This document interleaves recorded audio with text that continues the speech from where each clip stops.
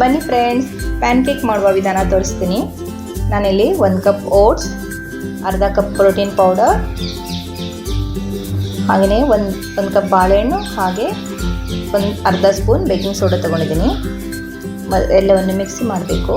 ಬಾಳೆಹಣ್ಣು ಹಾಕ್ತಾಯಿದ್ದೀನಿ, protein powder ಹಾಕ್ತಾಯಿದ್ದೀನಿ, ಓಟ್ಸ್ ಹಾಕಬೇಕು, ಕೊನೆಯಲ್ಲಿ ಬೇಕಿಂಗ್ ಸೋಡಾ ಅರ್ಧ ಸ್ಪೂನ್ ಹಾಕ್ತಾಯಿದ್ದೀನಿ.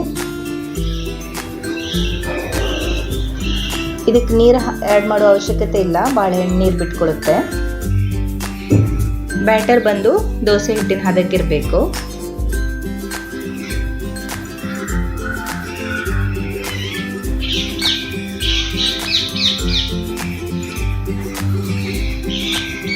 ನೋಡಿ, ಈ ಥರ ಚಿಕ್ಕ ಚಿಕ್ಕ ದೋಸೆ ಥರ ಮಾಡಬೇಕು.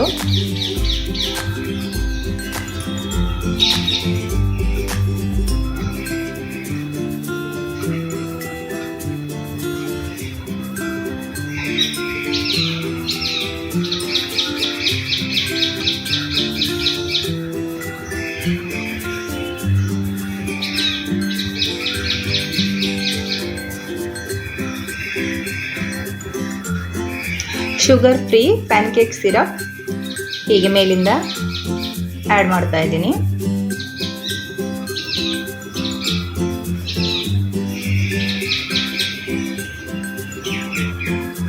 ನೋಡಿ ಫ್ರೆಂಡ್ಸ್, ಹೆಲ್ದಿ ಪ್ಯಾನ್ಕೇಕ್ ರೆಡಿ.